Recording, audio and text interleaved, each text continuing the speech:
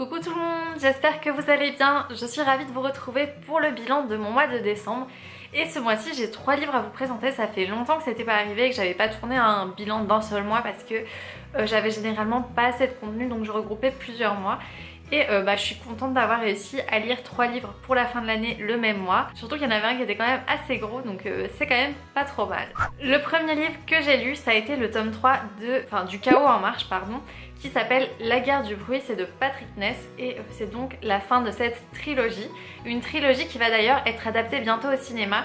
J'ai vu les premières photos, c'est vrai que je suis un peu confuse par rapport au choix des acteurs parce que les personnages sont censés avoir 13-14 ans. Et là les personnages ont très loin de 13-14 ans. Je pense que c'est pour attirer un public plus adulte et parce que la saga elle est quand même assez violente, donc je peux comprendre.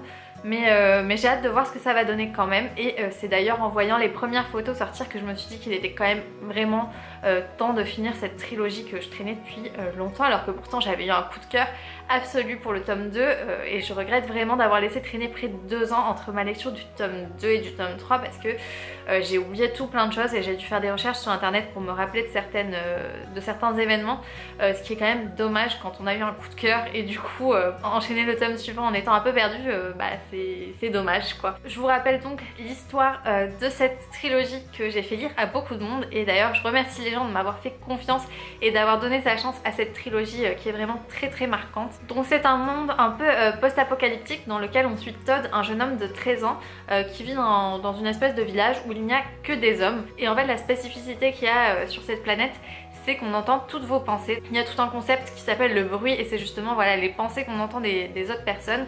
Et il faut savoir aussi qu'il y a quelque chose d'assez spécial dans cette saga, c'est que Todd ne sait ni lire ni écrire puisque les écoles ont été fermées par le maire, donc le grand dictateur de cette dystopie. Et du coup, la saga elle est volontairement écrite avec peu de ponctuation, des fautes d'orthographe, ce genre de choses. Donc c'est assez dérangeant et déroutant au début, mais une fois qu'on s'y fait, ça nous permet vraiment de rentrer dans la tête de Todd, ce que j'apprécie vraiment beaucoup. Donc voilà en gros l'histoire. Et ce tome 3, malheureusement j'ai eu un petit peu de mal avec, surtout sur les 2 premiers tiers parce qu'on suit en fait le déroulement d'une bataille. L'ensemble du tome se passe sur quelques jours à peine, c'est très très détaillé, peu d'action finalement parce que les 2 premiers tiers c'est très linéaire. Voilà, on a les différentes parties opposées, leurs discussions, leurs désaccords, leurs pensées, leurs stratégies, ce genre de choses. On n'avance pas beaucoup et c'est vrai que je me suis un peu ennuyée. Et en plus il y a des parties assez spéciales avec le point de vue d'un personnage de l'espèce autochtone de la planète. Et c'est très déroutant, j'étais pas sûre d'avoir tout compris jusqu'à la fin mais voilà, c'est assez spécial. Bon, il faut savoir que Patrick Ness, c'est pas toujours très facile d'accès, mais ses histoires sont toujours très percutantes. Donc malgré le fait que ça puisse gêner, qu'il y a des petits défauts, ce genre de choses, c'est une saga qui en vaut absolument la peine. Et je dois dire quand même que le dernier tiers, il a très très bien rattrapé les choses. On retrouve les fameux retournements de situation dont il a le secret. Mon cœur en a vraiment pris un coup quand même, on va pas se le cacher. La fin, elle était vraiment très très bien, donc ça a bien rattrapé les choses. Et sur l'ensemble, voilà, cette saga, elle m'a tout simplement scotché. Les thèmes qui sont abordés sont tellement importants, tellement intéressants. Voilà, il y a la manipulation de l'esprit, le contrôle par la peur, la dictature, le terrorisme, la façon dont on juge les autres, dont on peut être rejeté pour notre appartenance à une communauté. Enfin voilà, c'est des thèmes très importants, même si on est dans un univers et une dystopie assez lointain de notre monde, je pense que c'est quand même vraiment d'actualité. Et même si voilà, j'ai pas donné des notes exceptionnelles à chacun des tomes de cette saga, bon, il y a quand même eu un gros coup de cœur pour le tome 2. D'ailleurs pour moi c'est assez rare qu'un tome 2 me semble vraiment le meilleur de très loin de toute une saga. Et voilà, oui, c'est ce que je disais, même si les notes que j'ai données ne sont pas exceptionnelles, ce sera vraiment une des sagas qui m'aura le plus marqué et je peux vous assurer qu'elle en vaut vraiment la peine. Donc j'ai donné une note de 15/20 à ce dernier tome. Je vous recommande vraiment vraiment de vous lancer dedans, surtout avec le film qui va sortir.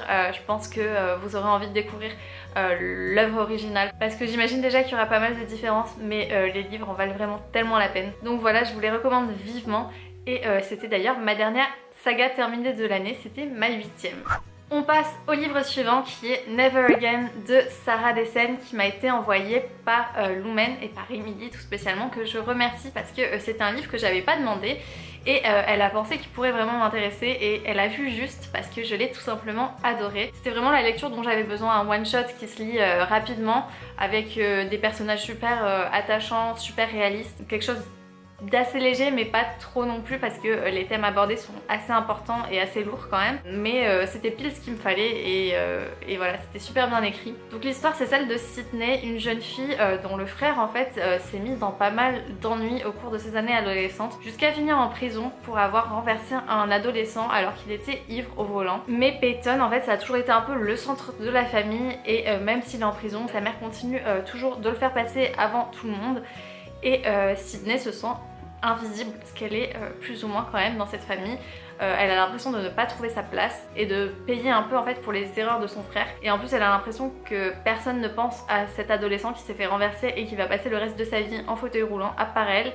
Et c'est elle un peu qui porte toute cette culpabilité pour le reste de sa famille. C'était des personnages assez forts, assez intéressants, des relations familiales très bien abordées. Je me suis pas mal retrouvée dans ce personnage et j'ai vraiment adoré en fait les personnes qu'elle rencontre au cours de cette année puisqu'elle va changer de lycée et rencontrer de nouvelles personnes qui vont vraiment l'aider à prendre confiance en elle et à revivre un peu. C'était une belle plume, une belle histoire, ça se lit très vite. Les personnages comme je vous le disais, je les ai adorés et j'ai eu un vrai coup de cœur pour Mac qui est tout simplement adorable. Et en même temps on traite de sujets assez sombres comme la prison. Et il y a un personnage en fait qui fait le lien entre Peyton et sa famille qui représente un petit peu ce monde-là. Tous les sujets sont bien abordés, bien traités, bien développés. C'est vraiment le juste milieu entre tout. J'ai trouvé la trame super bien construite. Du coup ça m'a donné très envie de lire davantage de Sarah Dessen. J'ai plusieurs de ses livres dans ma wishlist mais je ne sais pas par lesquels commencer. Donc si vous en avez lu d'autres, n'hésitez pas à me dire dans les commentaires lequel vous me recommanderiez de lire ensuite. Et du coup je lui ai donné la note de 18/20. Et ensuite, le dernier livre que j'ai lu, c'est Destin croisé, le premier tome de Anne-Sophie Henniker.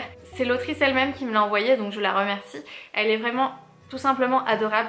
Je peux vous dire que des auteurs qui nous contactent, enfin de façon générale, quand on a une chaîne, un blog, ce genre de choses, c'est assez fréquent et souvent c'est des messages à la chaîne qui ne sont pas du tout personnalisés. Voilà, on va me proposer un ouvrage de poésie japonaise, c'est pas du tout ce que je lis et même pas un petit mot avec mon prénom ou quoi que ce soit, enfin on voit clairement que ça a été envoyé à la chaîne sans aucune recherche. Mais là, c'est pas du tout le cas de Anne-Sophie qui m'a contactée, elle a été adorable et elle m'a présenté son roman et forcément ça donne envie, surtout que le roman me parlait, le résumé, c'est un peu ce que je lis habituellement. Voilà, c'est du young adult fantastique, une romance où on suit une jeune fille de 15 ans qui vient de s'installer dans une nouvelle ville et qui va rencontrer un jeune homme assez mystérieux dans son nouveau lycée.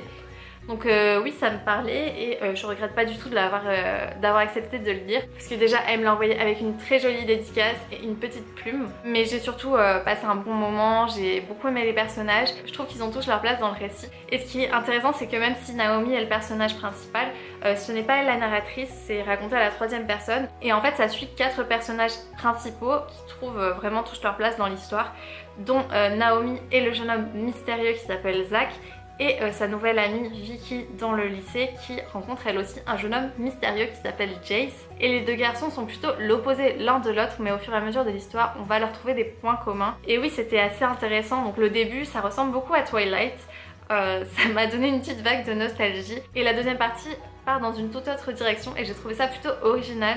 Il y a beaucoup d'action et ça passe très vite.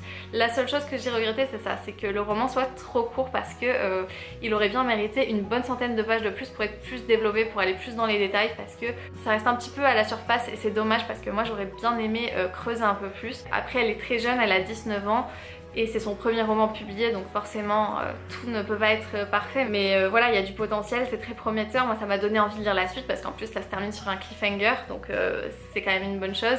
Et il y avait des questions qui restaient un peu en suspense pour moi, par exemple voilà, un peu d'où étaient venus Zach et Jace et quel était un peu leur but. Et du coup elle m'a déjà dit que ce seraient des réponses qu'on aurait dans le deuxième tome, donc oui, j'ai hâte de le lire. Et bon, il y avait ces petits défauts comme le fait que ce soit un petit peu trop américanisé à mon goût alors que ça se passe en France. Je pense que l'histoire aurait très bien pu se passer directement aux États-Unis, ça aurait mieux fonctionné. Et pareil, le fait que les personnages, on ne voit absolument pas leurs parents à aucun moment, ils sont mentionnés très rarement alors qu'ils ont 15 ans et ils habitent seuls. Je trouve ça un petit peu bizarre. Je pense que les personnages auraient pu être un petit peu plus âgés pour que ça colle avec ce qu'elle a voulu faire en fait, en leur donnant une vraie liberté. Mais à part ça, voilà, j'ai passé un bon moment et je la remercie encore pour m'avoir fait confiance et pour m'avoir envoyé son roman auquel j'ai donné la note de 14 sur 20. Et voilà, c'est déjà tout pour ce bilan. J'espère qu'il vous aura plu. Il était plus long que d'habitude et j'espère ne pas m'être trop étalée sur les romans. Mais j'avais envie de vous les présenter parce que voilà, c'était des bonnes lectures dans l'ensemble et j'avais des choses à dire. Donc voilà, racontez-moi dans les commentaires quelles ont été vos dernières lectures de l'année et je vous fais tout plein de bisous en attendant de vous retrouver pour la prochaine vidéo.